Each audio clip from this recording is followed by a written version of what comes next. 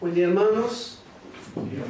Quiero saludarlos con la gracia y la paz que procede de Dios, nuestro Padre, de Jesucristo, nuestro Señor. Estamos agradecidos con el Señor de poder estar de regreso como iglesia. Tuvimos un tiempo precioso de campamento, pero no todos estaban presentes. Se siente la falta de algunos cuando estamos juntos, de que algunos no pudieron estar. Fue algo que sentimos y por eso nos alegramos, podemos reunirnos, estar todos juntos una vez más. Quiero invitarlos a que abran sus Biblias en el libro del profeta Habacuc, capítulo 2, del 1 al 5. Hoy no tenemos la diapositiva, no pude hacer las diapositivas esta vez, después voy a tener listas y si alguien quiere yo puedo pasar las diapositivas, así que estén más atentos y creo que es bueno para que podamos también estar más atentos a lo que escuchamos. Habacuc capítulo 2 del 1 al 5. Dice así la palabra de Dios: estaré en mi puesto de guardia y sobre la fortaleza me pondré. Velaré para ver lo que Él me dice y qué he de responder cuando sea reprendido. Entonces el Señor me respondió y dijo: escribe la visión y grábala en tablas, para que coja el que la lea, porque es aún visión para el tiempo señalado, se apresura hacia el fin y no defraudará. Aunque tarde, espérala, porque ciertamente vendrá y no tardará. Y aquí el orgulloso, en él su alma no es recta, mas el justo por su fe vivirá.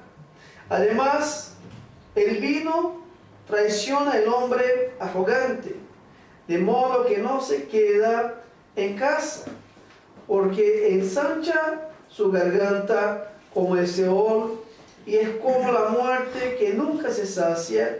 Reúne para sí todas las naciones y recoge para sí todos los pueblos. Vamos a orar y pedir que el Señor nos bendiga. Señor, te damos gracias, Dios, porque como cantamos, tú eres un Dios de promesas, un Dios que nos ha dado tantas promesas por medio de Cristo Jesús, que nos llenan de gozo, de paz y de esperanza. Y te agradecemos, Dios, porque esas promesas están contenidas en tu palabra, Dios, y podemos mirarlas, y podemos contemplarlas, Dios, y podemos vivirlas en nuestro caminar contigo. Y por medio de eso, Dios, tener esta certeza, esa seguridad de que tú eres fiel en todo, Dios, en todas las cosas tú eres fiel. Te pedimos tu bendición sobre nuestras vidas. Te pedimos una vez más que tu Espíritu Santo nos ayude a mirar tu palabra, Dios, con atención, que nuestras mentes estén cautivadas por ti, oh Dios, para que podamos, oh Dios, tener mayor provecho de tu palabra, y que seamos edificados en ella, que seamos, oh Dios, consolados en nuestras necesidades, y que seamos exhortados a vivir en ella y a través de ella. Pedimos tu bendición sobre nosotros, tu auxilio, Dios, para que nuestro vivir, Dios, sea en conformidad con la palabra que hemos recibido. Así oramos y te pedimos tu bendición sobre nosotros en nombre de Jesús. Amén. Estamos en nuestra serie en el libro del profeta Habacuc, cuando Dios parece injusto. Estamos hablando de que la mirada del profeta en este primer momento, cuando él ve todo lo que estaba sucediendo, pareciera que Dios no estaba atento a todas las cosas, que Dios no estaba tratando con la corrupción, con el pecado, con todas las cosas que sucedían en aquellos días. Pero Dios está tratando con el profeta, Dios está hablando al profeta. Encontramos que este libro es un diálogo donde el profeta le habla a Dios y Dios le contesta y le vuelve a hablar y Dios le contesta otra vez. Y entonces vemos que es un libro diferente de los demás profetas, donde ellos solamente recibían de Dios una profecía para transmitir. Habacuc está recibiendo de la parte de Dios cierto una profecía, pero la manera como Dios le está tratando es diferente de los demás profetas. Ciertamente Habacuc no es el libro más conocido, ni tampoco es el más fácil de ser encontrado en las escrituras. A veces hay gente que ni siquiera sabe que existe un libro que se llama Habacuc, y ciertamente algunos tienen dificultad en encontrarlo. Pero el libro de Habacuc es el libro donde encontramos uno de los versículos que contiene una de las verdades más preciosas de la fe cristiana, o podemos decir una de las verdades más preciosas de la fe reformada. La iglesia reformada es una iglesia que se fundamentó, se estableció sobre esta verdad hace más de 500 años, y que el justo por la fe vivirá. Y es importante aclarar que esta verdad no procede del profeta. Esta verdad no viene de la mente del profeta y no fue inventada por él. Como bien va a decir el texto, él la recibió de Dios por medio de una visión. Dios le dijo, le mostró, le dijo, escribe y graba para que quien lea pueda llevarla para adelante. Ha sido una revelación de la parte de Dios al profeta, pero no solamente al profeta, sino a todos aquellos que recibirían la profecía que sería escrita y grabada por el profeta. Dios le muestra al profeta una verdad gloriosa que le cambiará la perspectiva, le cambiará la manera de mirar al mundo, de mirar los eventos y los acontecimientos. Por eso el título del sermón de esta mañana es Viendo las cosas desde una perspectiva gloriosa. Viendo las cosas desde una perspectiva gloriosa. El profeta necesitaba que su manera de ver el mundo fuera transformada. Todavía tenía cuestionamientos, inquietudes en su corazón que no le ayudaban a mirar al mundo desde una perspectiva gloriosa. Por eso él dice, Dios, ¿hasta cuándo?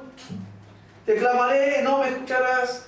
Señor, ¿no te das cuenta que tu palabra no prevalece? Porque no está haciendo nada. Y el profeta sigue haciendo cuestionamientos a Dios. Él dice, versículo 13, ¿por qué mira con agrado a los que proceden pérfidamente y calla cuando el impío traga al que es más justo que él?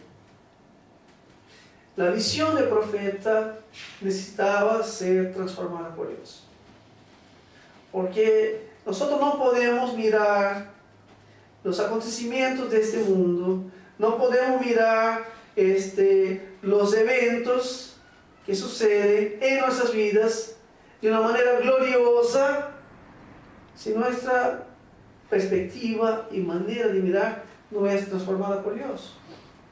Solamente vamos a poder decir que todas las cosas ayudan para el bien de los que aman a Dios, cuando Dios transforma nuestra manera de mirar las cosas.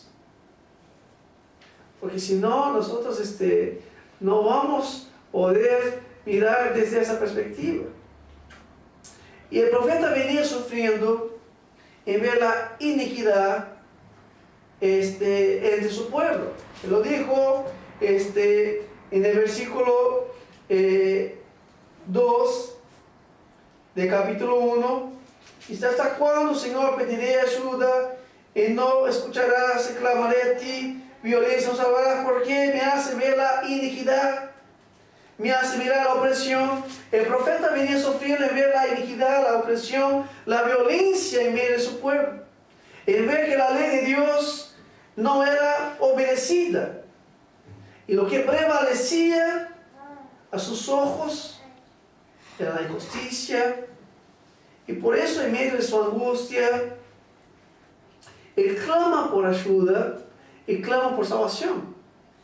Ese es el clamor del profeta. Señor, ¿hasta cuándo clamaré por ayuda y no me escucharás? Por salvación. Y por salvación.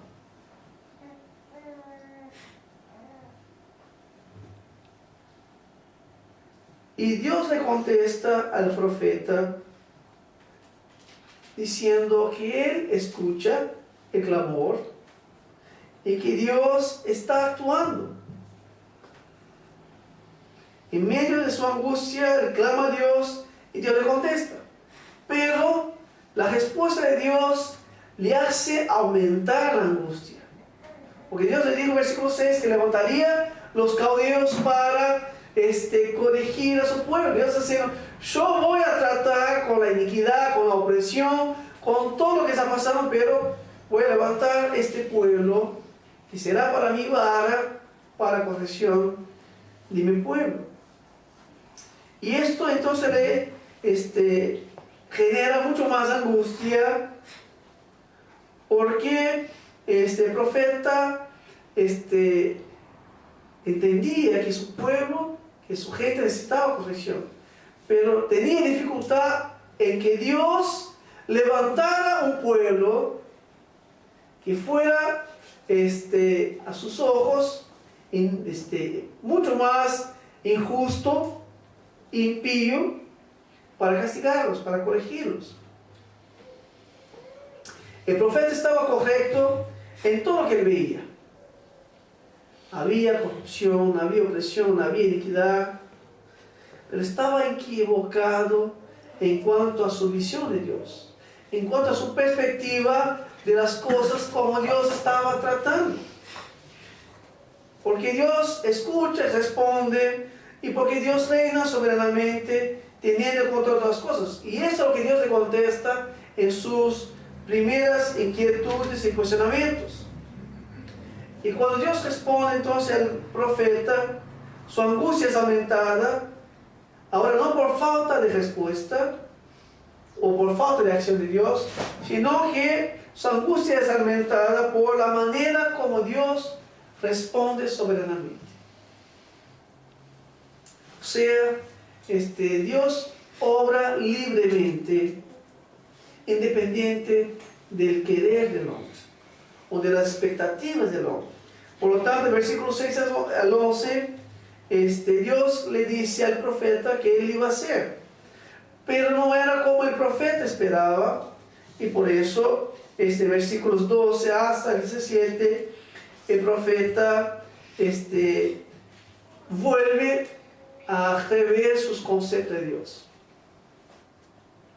Él vuelve a mirar a su fe, y él tiene que aprender ahora a aplicar su fe a las circunstancias de la vida, a lo que estaba viviendo, y delante de todo lo que Dios iba a hacer. Por lo tanto, él va, en el versículo 12, a rever su concepto de Dios, y él va a decir: ¿no eres tú desde la eternidad, oh Señor, Dios mío, Santo mío? Y cuando revé su concepto de Dios, dice: no moriremos. Y después él dice: oh Señor, para juicios los ha puesto, has levantado los caudeos para juicio, para corrección de tu pueblo. Y él dice: oh roca, los has establecido para corrección. Entonces él pasa a rever y ver que Dios es soberano y que Dios obra conforme su querer. Pero todavía tenía cuestionamientos. Todavía tenía inquietudes en su corazón que le va a hacer a Dios, versículo 13, 14, 17. Y de cierta manera, el profeta necesitaba que Dios cambiara su manera de ver la vida. No era que él no fuera creyente, no era que él no confiara en Dios, pero necesitaba que Dios transformara su manera de ver el mundo, de ver las cosas que estaban sucediendo, las circunstancias que estaban acometiendo sus días. Y creo que nosotros podemos muy fácil identificarnos con el profeta. Nosotros vivimos en días de corrupción, vivimos en días de iniquidad desenfrenada. Nosotros vivimos en medio de opresión, donde personas sufren injustamente bajo las manos de hombres llenos de poder. Hay sufrimiento en Siria. Nosotros no tenemos a mirar lo que está pasando en Siria. Pudiéramos clamar como el profeta y decir: Señor, ¿hasta cuándo todo eso? Hay sufrimiento ahora en Venezuela. Hay sufrimiento en el Uruguay. En distintas partes del mundo y en diferentes grados hay sufrimientos, hay circunstancias que están pasando que no son notificadas día a día. Pero la verdad es que si nuestros ojos están en esta esfera, nosotros no seremos diferentes del profeta. Nosotros vamos a estar angustiados como el profeta. Y vamos a llegar a pensar que también puede ser que Dios no está escuchando, no está haciendo nada, de que la injusticia prevalece sobre la justicia. El texto de esta mañana nos muestra que Dios cambia la perspectiva del profeta. Dios cambia la manera de ver la vida en el profeta. Dios le va a enseñar que el justo mira al mundo y sus circunstancias con los ojos de la fe. El justo no mira al mundo con los ojos limitados y manchados por el pecado. Así mira el impío. Pero el justo mira al mundo desde la perspectiva de la fe. Por eso va a decir en el versículo 4, el justo por su fe vivirá. Y tenemos mucho para aprender con Dios en este texto de esta mañana,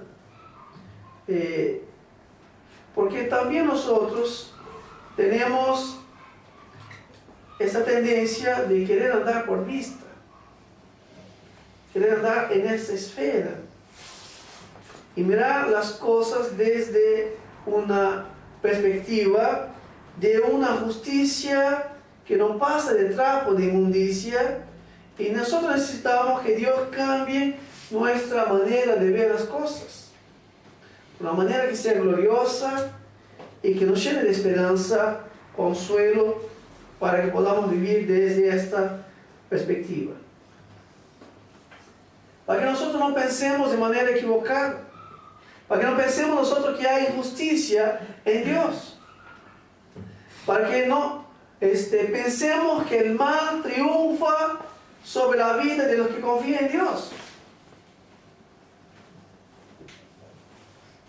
Y el texto nos muestra que el profeta espera en Dios. Y después nos muestra que Dios le contesta al profeta y le da una visión.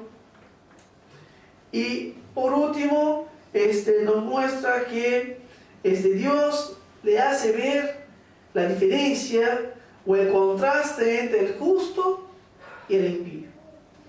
Y yo quisiera mirar con los hermanos tres verdades que están en el texto que nos ayudarán a vivir con una perspectiva diferente mientras nosotros esperamos la consumación de los planes de Dios.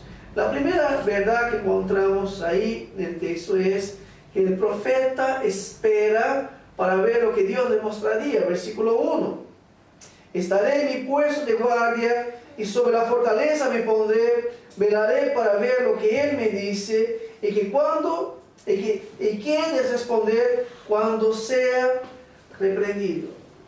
Después de exponer a Dios sus últimas preguntas, en el versículo 13, 14 y 17, el profeta ahora decide tomarse un tiempo para esperar mientras velaba por una respuesta de Dios a sus quejas. Habacuc toma, ahí dice en el versículo 1, la posición de un atalaya. El atalaya era una persona que subía a un lugar alto, por lo general que estaba edificado sobre las murallas de la ciudad, para mirar hacia adelante y ver lo que pudiera ser de amenaza, de peligro para la ciudad y para el pueblo. Y el atalaya, frente a una visión del peligro, tenía la función de avisar al pueblo. Ezequiel capítulo 3, capítulo 33 dice que si el atalaya no avisara y la gente padeciera, la sangre de la gente sería cobrada de él por Dios. Por lo tanto, era una función muy importante de la cual dependía toda la ciudad. Y el profeta hace ese paralelo entre el oficio del atalaya y el oficio del profeta.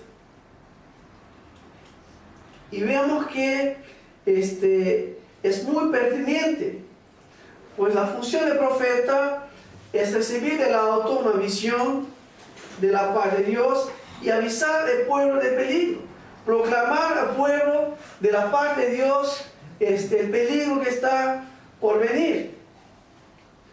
Yo no creo que Habacuc estuviera hablando desde una perspectiva literal, de que él fuera a subir a un lugar físico y estar de guardia para mirar por la ciudad de Jerusalén, sino que yo creo que el profeta está hablando de la actitud de su corazón frente a las inquietudes que él tiene en cuanto a lo que está viviendo.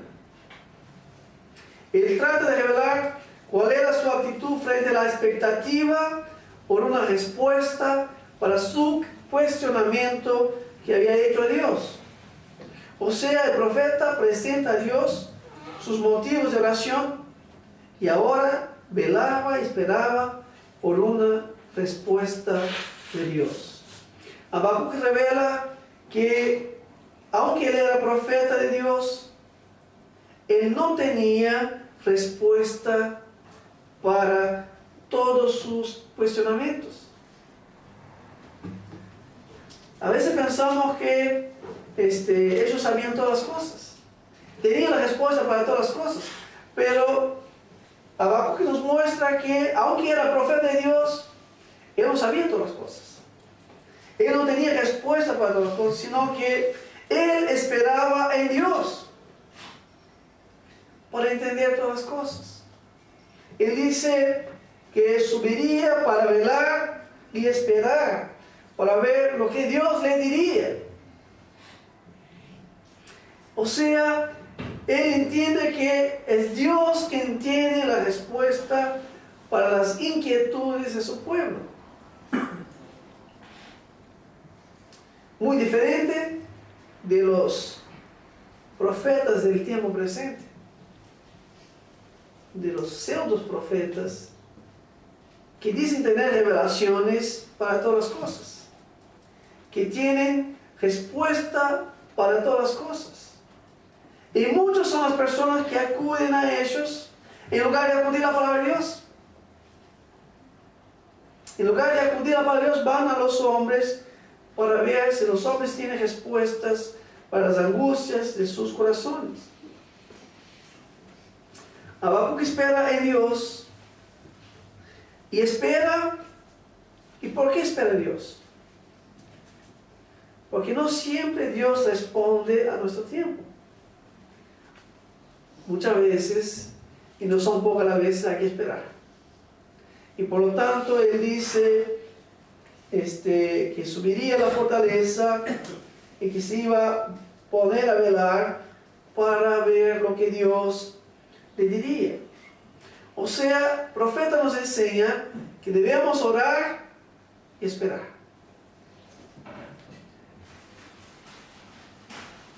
Él había aprendido eso al principio del capítulo. ¿Se acuerdan que él dijo Dios, te clamo y no me escuchas? Había aprendido que Dios escucha, pero que Dios no siempre responde en nuestro tiempo. Que hay tiempo, que hay momentos que tenemos que esperar por la respuesta de Dios. Que puede haber silencio por un momento, pero que no quedaremos sin respuesta. El hecho que haya silencio no significa que no haya respuesta. Significa que es tiempo de esperar. Y posiblemente él haya aprendido con David. David dice en el Salmo 40, el versículo 1, él dice, esperé pacientemente por el Señor. ¿Y qué dice más? Y él se inclinó y oyó a mi clamor. La actitud de velar por una respuesta revela algo importante para nosotros. El profeta continuaba orando y esperando. No es que el profeta hubiera abandonado lo que había presentado a Dios. Él espera por una respuesta de Dios. O sea, cuando nosotros oramos a Dios, debemos perseverar en oración hasta que tengamos claro entendimiento de la voluntad de Dios. A veces oramos por algo, pero abandonamos este motivo de oración y nos olvidamos. El profeta presenta delante de Dios un motivo de oración y persevera, porque él quiere tener claro entendimiento de la voluntad de Dios.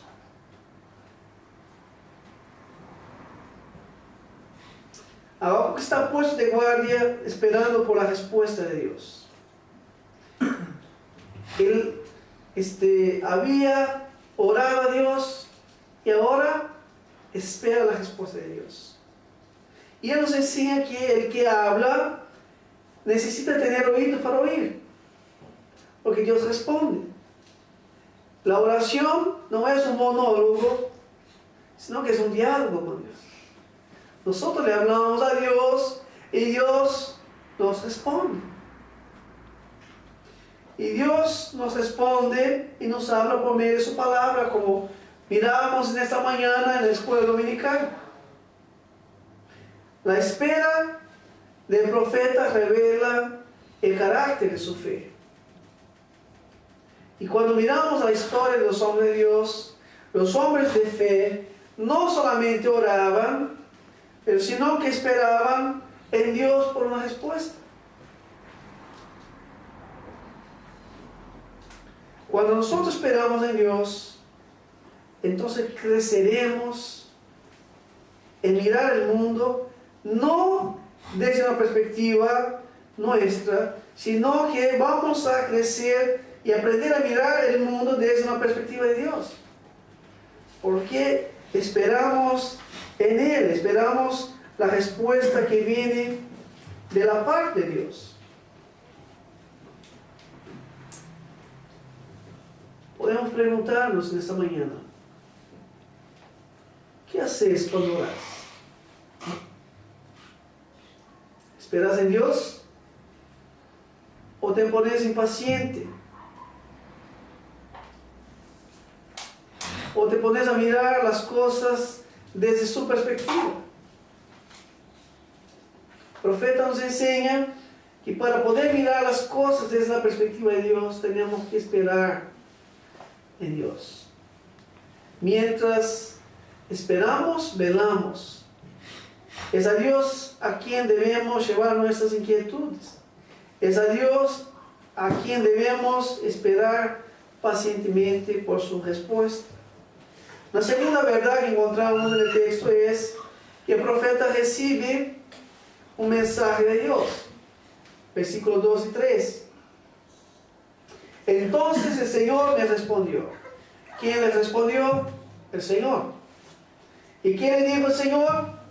El Señor le dijo, escribe la visión y grábala en tablas, para que corra el que la lea, porque es aún visión para el tiempo señalado. Se apresura hacia el fin y no defraudará, aunque tarde, espérala, porque ciertamente vendrá y no tardará. El versículo 2 nos enseña que valió la pena esperar por la respuesta de Dios. Porque Dios responde. Dios le respondió al profeta. En su espera, él recibe de Dios una visión. Y esta era una de las maneras como Dios se manifestaba o como Dios hablaba a los profetas. Dios les hablaba por medio de visiones, o por medio de sueños, o por medio de angelofanías, o por medio de ángeles que venían. Pero era muy común que Dios les diera visiones para que ellos pudieran entender la voluntad de Dios en cuanto a sus planes y propósitos. Y Dios le ordena al profeta que lo que él le estaba mostrando debería ser escrito y grabado en tablas de piedras, que era muy común en aquellos días, y que este mensaje fuera proclamado. Dice el versículo 2 que debía escribir y grabar para que corra el que la lea. Ahora, ¿por qué él tiene que escribir y grabar lo que Dios le está mostrando? Porque lo que Dios le está mostrando tiene fecha y hora para cumplirse. Aquello que Dios le está mostrando va a suceder tal como Dios está hablando. Y por lo tanto debería estar escrito para que se supiera de que Dios está actuando. Para que se supiera que Dios no tarda en responder y hacer lo que Él ha propuesto. Para que hubiera seguridad de la parte de ellos. Ciertamente se cumplirá y no tardará. También hay mucho para aprender aquí. Primero, que la visión es una respuesta de la oración del profeta. Después de una espera paciente, Dios le responde. Pero es una respuesta que tiene tiempo y fecha para cumplirse, para un tiempo señalado, como dice este versículo 2. Y es una respuesta que tiene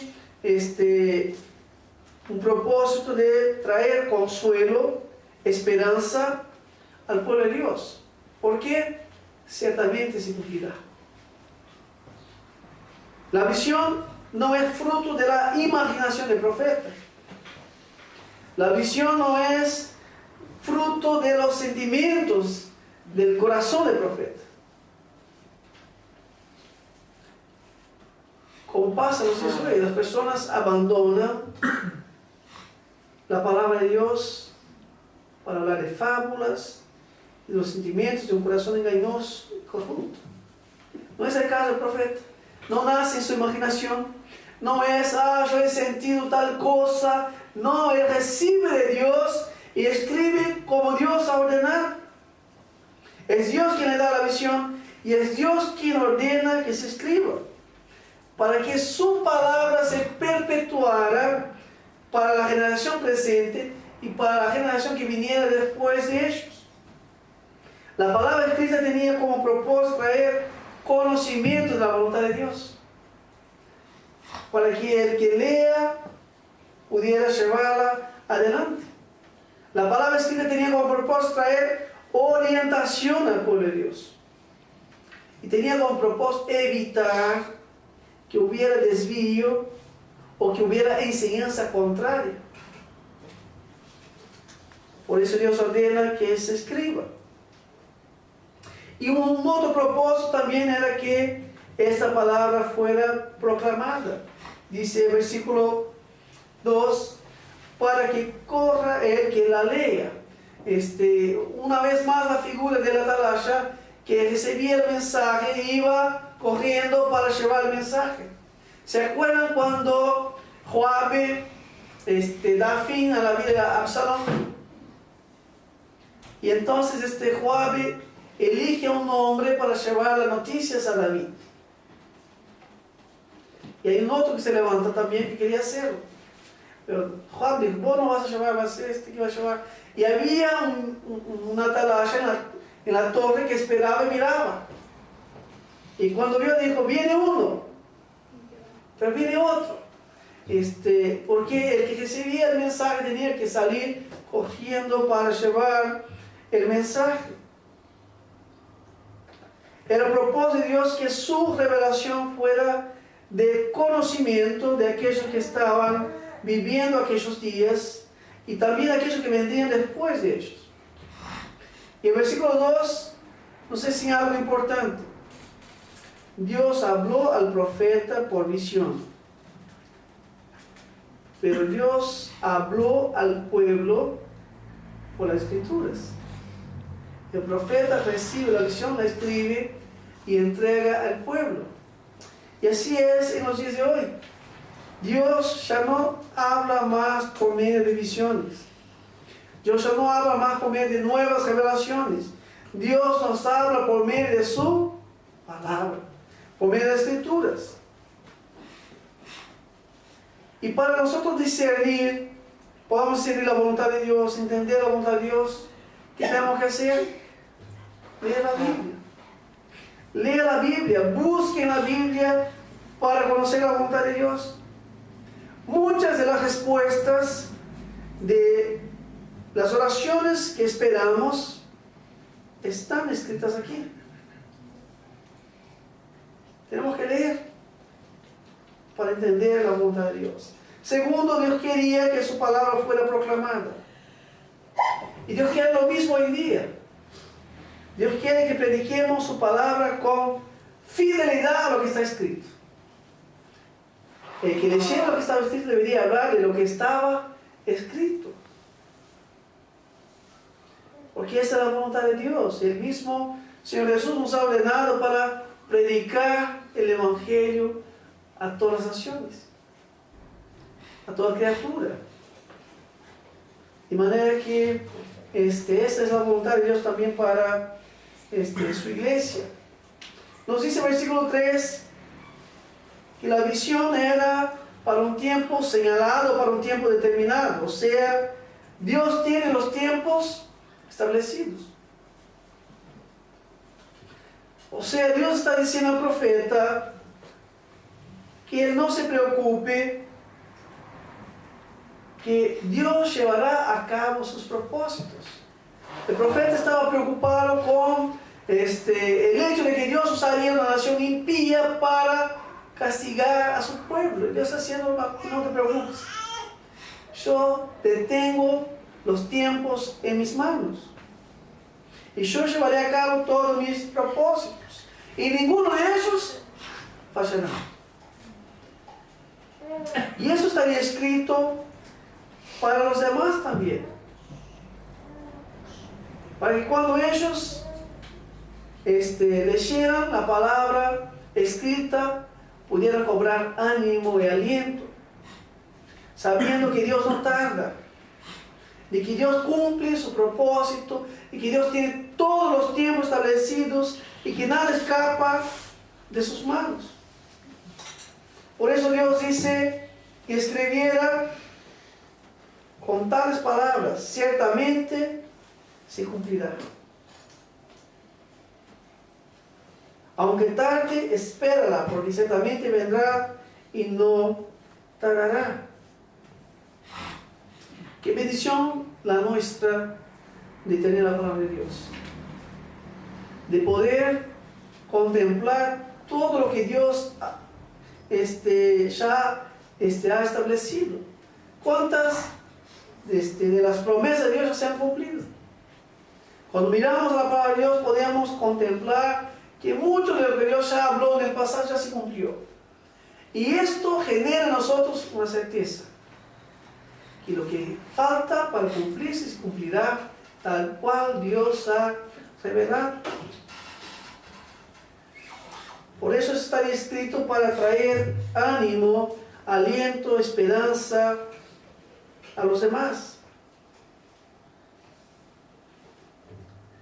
Y esto cambia la perspectiva del mundo, de las circunstancias, de los eventos. Cuando nosotros sabemos que Dios tiene los tiempos establecidos y que Él tiene control de todas las cosas, vamos a tener paz, vamos a tener esperanza, vamos a poder avanzar con seguridad. Porque Dios es fiel a su palabra. Y Dios ha reafirmado eso varias veces a su pueblo. Cuando ellos ya estaban, cuando estuvieron en el cautiverio, Dios habla por medio del profeta Jeremías, en el capítulo 29, diciendo que cuando ellos estuvieran allá, ellos tuvieran en cuenta de que Dios cumpliría con su palabra. Y Dios le manda a decir al pueblo estas palabras, Jeremías 29:11. Dios dice, porque yo sé los planes que tengo para vosotros, declara el Señor, planes de bienestar y no de calamidad, para daros un futuro y una esperanza. Es en este contexto de cautiverio, de juicio de Dios, de corrección de Dios, que Dios le habla esas palabras. No pierdan la esperanza, porque yo sé los planes que tengo para vosotros. Y parece que hay una contradicción en las palabras del profeta, porque en la visión que el profeta recibe. Porque dice ahí, versículo 3, aunque tarde, espera. Ahí sigue, porque ciertamente vendrá y no tardará. ¿Tardará o no tardará? Lo que Dios está diciendo es, aunque pueda tener apariencia de que tarda, no tardará. Porque Dios conoce que nosotros tenemos una debilidad muy grande de mirar el tiempo, y se acuerdan que este contexto de Jeremías, ellos tendrían que estar durante 70 años en el cautiverio. Y 70 años es un buen tiempo. Y puede parecer que tarda. Nosotros que tenemos niños, sabemos, los niños a veces no son pacientes esperar. Y vos le decís, mañana vamos a hacer algo, ya te preguntas, ¿ya llegó mañana? Porque están ahí con esta profunda expectativa de que la cosa se dé ahora, y que no se tarde. Pero Dios le dice, no tardará. Ciertamente vendrá y se cumplirá. Nosotros hemos recibido el mensaje de la palabra de Dios, las escrituras sagradas, y son esas que tienen que moldear nuestra perspectiva de cómo miramos las circunstancias, de cómo miramos a los eventos, de cómo miramos a nosotros mismos, de cómo miramos a Dios. Y cuando la palabra de Dios moldea nuestra manera de mirar las cosas, encontramos consuelo y una gloriosa esperanza. Pues la palabra de Dios no falla jamás. Todo lo que Dios dice se cumple. Y la demora solo está en el corazón del hombre. Porque lo que Dios dice vendrá a tiempo oportuno, a tiempo correcto, tal como Él nos dice en su palabra.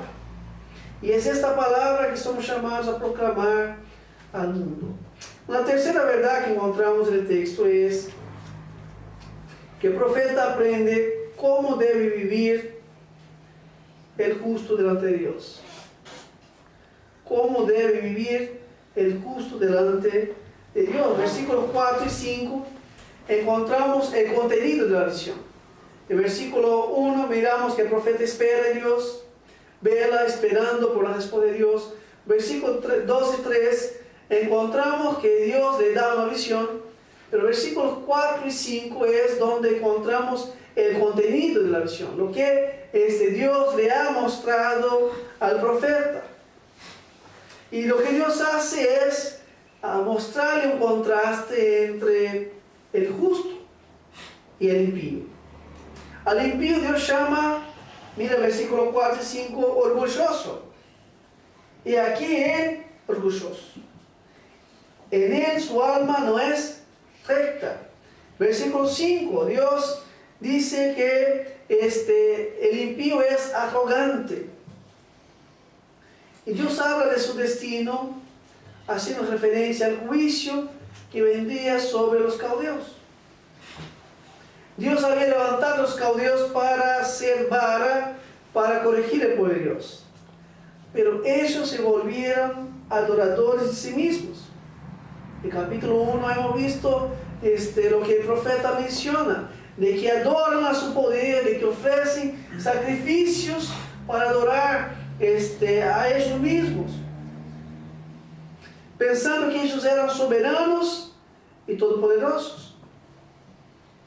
Pero Dios le va a decir al profeta de que los caldeos serían juzgados por Dios y que ellos no quedarían sin su debido castigo. Y si nosotros miramos el libro de Daniel, capítulo 5, nosotros vemos el cumplimiento de la palabra de Dios. Cuando ellos están delante de un banquete y Belsasar es el rey, vienen los medos y los persas y van a conquistar a Babilonia y van a destruir todo el poder de Babilonia. Y lo que Dios quiere enseñar al profeta es que solo hay dos maneras de ver la vida.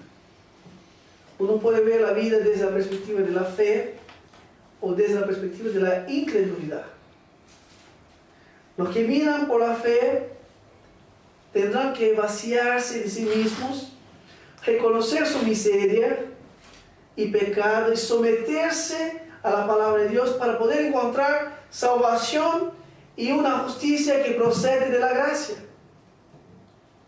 Los que miran por la incredulidad se llenarán más y más de sí mismos hasta que su caída sea plena e irrecuperable.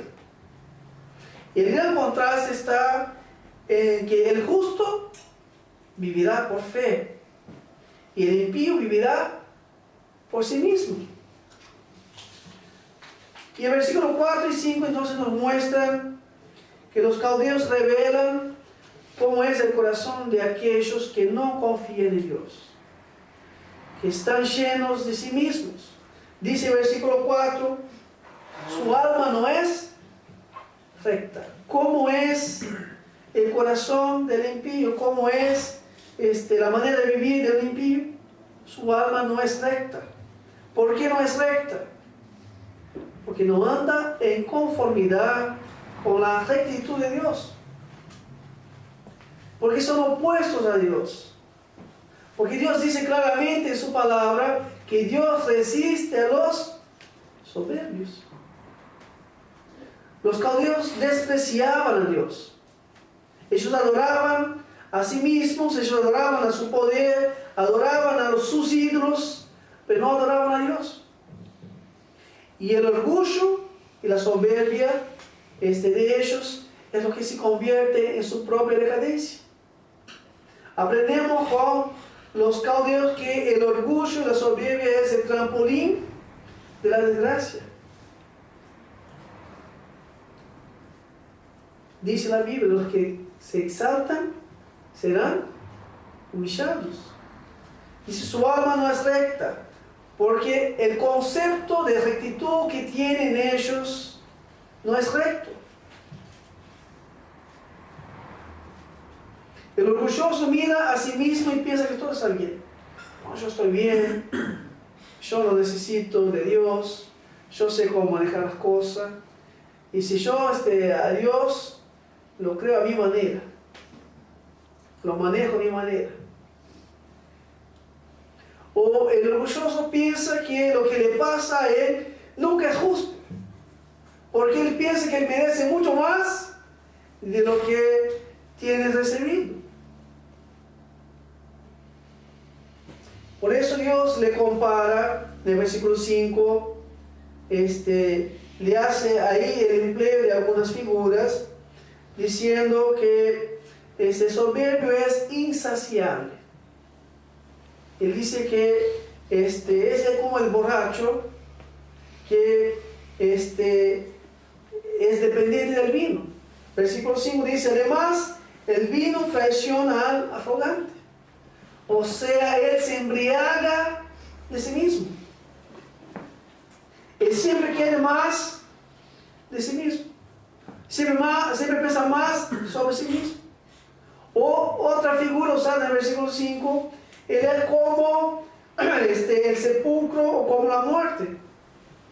La muerte y el sepulcro son insaciables. Siempre quiere más. La muerte quiere más y más. El sepulcro es como una garganta abierta que quiere más. Y así eran los caldeos en su expansión. Querían crecer, querían dominar y se gloriaban en ellos mismos. Incluso la caída de los caldeos se da en un banquete donde se están embriagando en medio de orgías, pensando mucho más de lo que conviene de ellos. Y es en ese lugar que Dios escribe en la pared que el reino de ellos había pasado. Se embriagaban con su orgullo. El comentarista Warren Wiersbe, él dice en su comentario sobre ese texto que la industria del pecado prospera por causa de los apetitos de un corazón soberbio. Es eso lo que mantiene la industria del pecado, es un corazón lleno de sí mismo. Aquel que piensa de manera equivocada respecto a sí mismo será colocado por Dios en su debido lugar. Porque Dios está diciendo al profeta, no te preocupes con los caldeos, que yo voy a tratarlos. Y por eso Dios le dijo lo mismo a Isaías, en el capítulo 2, versículo 12. Mira lo que Dios dice, porque el día del Señor de los ejércitos vendrá contra todo el que es soberbio y altivo, contra todo el que se ha ensalzado y será abatido. Dios también le había dicho lo que le pasaría a los caldeos más adelante en el capítulo 3 de Isaías. Dios dijo, y Babilonia, hermosura de los reinos, gloria del orgullo de los caldeos, será como cuando Dios destruyó a Sodoma y a Gomorra. Nunca más será poblada ni habitada de generación en generación. No podrán tienda allí el árabe, ni los pastores harán descansar allí sus rebaños.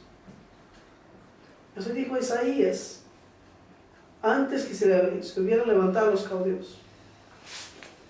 Ahora yo les pregunto a los hermanos, ¿dónde está el país Babilonia? No existe. Ni siquiera sus ruinas pudieran prevalecer. Dios está diciendo a Isaías que su palabra se cumpliría, que no se tardaría, pero que vendría en el tiempo exacto de Dios. Su alma no es recta, es solo la manera de que el alma sea recta delante de Dios. La única manera que nuestra alma puede ser recta delante de Dios es que Dios nos justifique. Es que seamos justificados por Dios.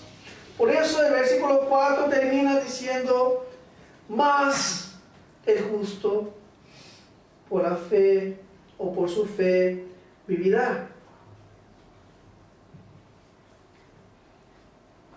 La expresión el justo por la fe vivirá tiene tremenda profundidad. Y nosotros no vamos a poder sacar el jugo en ese sermón. Yo pensé en leer, estudiar, y dije, bueno, esto será para muchas horas. Entonces vamos a detenernos al el propósito del el autor acá y lo que podemos avanzar un poco en cuanto al sentido amplio que encontramos en el Nuevo Testamento. Pero podemos entender que aquí encontramos el Evangelio. Antes que hubiera el Nuevo Testamento ya teníamos el Evangelio del libro de Habacuc. El justo por su fe vivirá.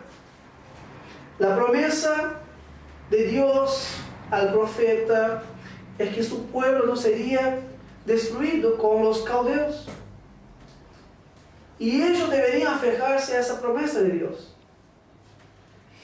La preocupación del profeta por su pueblo es que este pueblo impío se levantaría para destruir al pueblo de Dios, así como estaban haciendo con todas las demás naciones. Y por eso Dios le dice al profeta Habacuc, más el justo por su fe vivirá. Y la expresión es para traer consuelo y esperanza para el profeta. Es importante entender que Dios había levantado un pueblo, como vimos en el capítulo 1, que era un pueblo violento, era un pueblo feroz y que iba destruyendo todo. Por eso el profeta estaba angustiado también. Pero cuando él comienza a pensar en Dios, en el versículo 12, él dice, tú eres Dios de eternidad a eternidad. Tú eres la roca. ¿Y cuál es la conclusión que llega el profeta? No moriremos. No moriremos. Y lo que Dios está diciendo al profeta es exactamente eso. Dios está diciendo a Habacuc que ya lo había entendido, pero está claro. El justo no morirá. Ahora, no morirá porque Dios dice que él vivirá. Ahora, vivirá acá no está limitado a la vida física. Ciertamente muchos de los creyentes en aquellos días murieron físicamente. Pero tiene un significado mucho más profundo que nos tira hacia la eternidad. Como explica el apóstol Pablo más tarde. Dios usa la vida de Pablo para traernos mayor entendimiento de esta verdad revelada al profeta Habacuc. Y también al autor, a los hebreos. Spurgeon pensaba que Pablo era el mismo autor de Romanos, Gálatas y Hebreos. Entonces cuando comenta dice que ahí Dios le había mostrado a Pablo en esos 3 libros toda esa verdad que le había revelado al profeta Habacuc. Pero Dios está diciendo que ellos vivirían. Y esa expresión es una expresión que se ha convertido en columna y baluarte para la fe reformada. El justo por su fe vivirá ha sido un instrumento de salvación para muchos hombres. Martín Lutero, John Wesley y tantos otros hombres se convirtieron por medio de esta palabra que Dios le reveló al profeta Habacuc. Y esto ha sido el baluarte de la iglesia. Los reformadores llegaron a decir que la iglesia cae o permanece según su entendimiento de la doctrina de la justificación. Por eso Dios está enseñando al profeta que el justo no es como el impío. Hay un contraste entre el justo y el impío. Y lo que podemos aprender ahí de manera bien clara es que el justo no es orgulloso. El justo no es arrogante. Porque el orgulloso, arrogante, su alma no es recta. Pero el justo, su alma es recta delante de Dios. Por eso Dios estaba llamando a su pueblo a creer en su palabra y a vivir de ella. Ellos deberían creer y confiar totalmente en Dios, que Dios estaba guiando todas las cosas. O sea, deberían creer a pesar de las circunstancias y deberían obedecer a pesar de las consecuencias. Y esta verdad entonces va a ser explicada en el Nuevo Testamento, mostrándonos el apóstol Pablo que todos nacemos soberbios y arrogantes, idólatras. Todos nacemos de esta manera, orgullosos, soberbios e idólatras. Nosotros éramos como los caldeos y estábamos bajo la ira de Dios. Y la única manera de escapar de la ira, del juicio destruidor de Dios, es que Dios mismo, por su gracia, nos declarara justo. Ahora, Dios no puede declarar justo un pecador sin que su justicia sea satisfecha o paga. Y nosotros no teníamos cómo pagar, cómo satisfacer la justicia divina. Pero el apóstol Pablo va a decir, pero Dios, siendo rico en misericordia, por causa del amor con que nos amó, nos ha provisto un medio a través del cual seamos libres de su ira y declarados justos. Y Pablo va a expresar esta verdad en Romanos, diciendo que Dios envió a su Hijo Jesucristo, el cual recibió el castigo de la ira de Dios en nuestro lugar, muriendo en la cruz en nuestro lugar para que nosotros recibiéramos su justicia.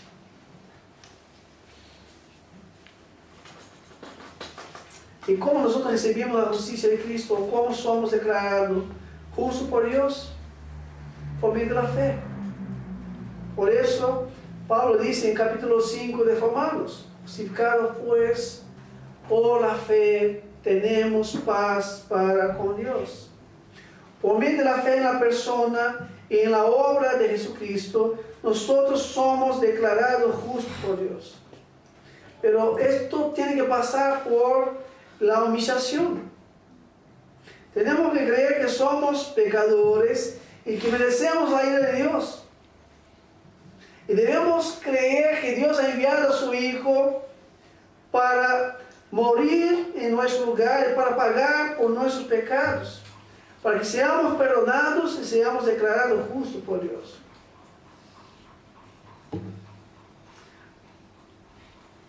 Así que nadie se justifica a sí mismo. O nadie puede hacer algo por su propia justificación. O nadie puede hacer algo para merecer ser declarado justo por Dios. Dios nos declara justo porque Él en su gracia nos escogió. Porque Él en su gracia nos envió a su Hijo, para que Él fuera nuestro sustituto y que Él aplicara su justicia a nuestras vidas y que Dios pusiera sobre Él nuestros pecados o nuestra condenación. De ahí la afirmación significa que en base al sacrificio de Cristo yo recibo la justicia de Cristo y Dios me declara justo. Esta afirmación también nos trae un entendimiento de que esta verdad es lo que cambia nuestra manera de vivir. Cambia nuestra perspectiva para una perspectiva gloriosa en esta vida. Mi vida es guiada, es orientada y es sometida a esta fe. El justo, por su fe, vivirá. Y las verdades que yo creo al respecto de Cristo implican en una confianza personal en Él. De manera que yo viviré cada día confiado en Cristo, confiado en su obra, pero también viviré en conformidad con todo lo que Él ha establecido. Están los dos aspectos acá. Lo que Pablo menciona en Romanos capítulo 1, lo que menciona en Gálatas capítulo 3, pero lo que menciona también el autor a los Hebreos del capítulo 10. No solamente un aspecto de una confianza, pero también un aspecto de una perseverancia o de una vida que es coherente con la fe que profesamos en Cristo. Por eso el autor va a mostrar todo el capítulo 11 de hombres que vivieron por su fe. No fueron perfectos. Nos da una lista de hombres ahí. Pero ellos fueron hombres que vivieron por fe. Para no alargarme más, porque es un tema que tenemos mucho para aprender, podemos entender con lo que Dios está diciendo al profeta Habacuc, que no creer en Dios y no someterse a su palabra es ser soberbio, es ser orgulloso. El que no se somete a Dios, no somete a su palabra, no se humilla delante de Dios, es orgulloso, es arrogante y está bajo la ira de Dios y bajo su inminente juicio. Segundo, podemos entender que solo Dios puede declararnos justos y solo Dios puede hacer con que nuestra alma sea recta. Debemos humillarnos delante Él y debemos confiar en su Cristo y pedirle al Señor que nos salve. Preguntas para terminar esta parte.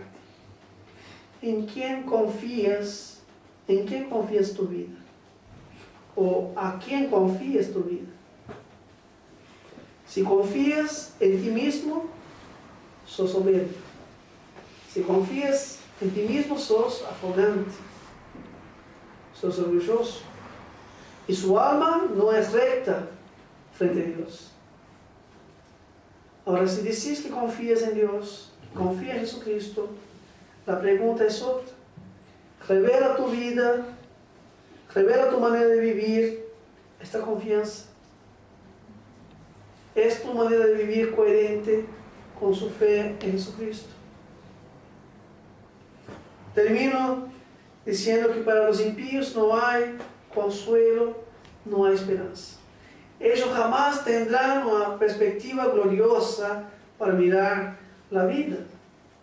Para ellos la historia es cíclica, es decir, las cosas se repiten una y otra vez. Siempre será así. Pero para el justo hay esperanza, hay consuelo, hay una vida gloriosa. Porque para el justo la historia no es cíclica, sino que es lineal. Es decir, nosotros caminamos y avanzamos hacia esta gloriosa esperanza. Sabemos que todos los beneficios que nos están reservados en gloria por medio de Cristo serán nuestros. Y por eso avanzamos y confiamos y esperamos. El salmista comienza el Salmo 1 diciendo, al final del Salmo 1 diciendo, porque el Señor conoce el camino de los justos. El Señor conoce el camino de los justos. Es decir, que los justos tienen una intimidad con el Señor. Han sido justificados por Él y por lo tanto son conocidos de Dios y conocen a Dios. Más termina el Salmo diciendo, mas el camino de los impíos perecerá. Ellos no prevalecerán porque ellos no tienen el favor de Dios sobre sus vidas. Que Dios nos ayude a aprender con el profeta de que cuando oramos tenemos que esperar a Dios, esperar por la respuesta de Dios, esperar para que Dios nos muestre su voluntad. Pero también podemos aprender que ya tenemos la palabra de Dios escrita y grabada. no nos falta la palabra de Dios. Tenemos que leerla, tenemos que estudiarla para conocer la voluntad de Dios. De ella, y de ella debemos vivir. Debemos entender que no hay otra manera de vivir la vida y tener una perspectiva gloriosa si no somos justificados por Dios. Si no somos justificados por Dios, estamos bajo ira, bajo condenación inminente. Pero para que seamos justificados por Dios, tenemos que confiar plenamente en la provisión de la gracia de Dios que es Cristo Jesús. Vamos a orar por nuestras vidas y el Señor que nos ayude a tener esa perspectiva gloriosa. Padre, te agradecemos, Señor, por esta mañana, porque encontramos en tu palabra, Dios, tremenda riqueza para aplicar en nuestras vidas, Señor. Cuántas veces estamos como el profeta, llenos de inquietudes, de incertidumbres, porque estamos mirando desde una esfera donde no miramos con los ojos de la fe. Enséñanos, Dios, a velar, esperar en ti, a esperar pacientemente en ti, Señor, y a acudir a tu palabra. Gracias te damos, Señor, porque tu palabra ha sido escrita y grabada, lo que tú has hablado al profeta Habacuc, que está presente en nuestras manos en tu palabra. Y nosotros podemos encontrar consuelo, esperanza y dirección para nuestras vidas. Gracias, Señor, porque no abandonaste a tu pueblo, aunque ellos eran rebeldes, desobedientes. Tú trataste con ellos, Señor, para corregirlos y para guiarlos hacia ti, para que ellos pudieran vivir por fe. Y te pedimos, Señor, que de semejante modo tú nos ayudes, Dios, no solamente a profesar la fe, pero también a vivir por la fe. Bendice, Señor, si hay alguien entre nosotros que todavía Dios no es declarado justo por ti, Señor, que está andando en orgullo, soberbia y arrogancia. Pedimos, Señor, que seas tú a romper ese corazón, Señor. Que seas tú, Señor, a orientarlo, Dios, de que la única manera de tener una perspectiva gloriosa en esta vida, Dios, es de que nuestra visión sea transformada por ti, Señor. Pedimos, Señor, por salvación, Dios, para aquellos que están perdidos, aún adentro de la iglesia, aún viviendo en medio de tu pueblo, Dios. Ten misericordia, Señor, y salva. Trae convicción de pecado, Señor, y ayúdanos, Dios, a acudir a la gracia que es en Cristo Jesús. Te agradecemos, Señor, porque sabiendo que hemos sido declarados justos, que hemos sido justificados por medio de la persona y la obra de Cristo, juntamente con la justificación, tenemos todas las demás bendiciones garantizadas para nosotros. Y que sea eso, Dios, a transformar nuestra manera de mirar este mundo, a los eventos, a las circunstancias que pasamos, Dios. Que miremos, oh Dios, con esta certeza que lo que tú tienes propuesto, Dios, para hacer, se cumplirá y no tardará. Aunque pueda en nuestros corazones, Dios, tener apariencia de que tarda, tu palabra es fiel y jamás fallará. Te agradecemos, Señor, por estas verdades y oramos que sean ellos, Dios, a llenar nuestros corazones de gozo y alegría, la persona de Cristo Jesús. Así oramos en su nombre. Amén.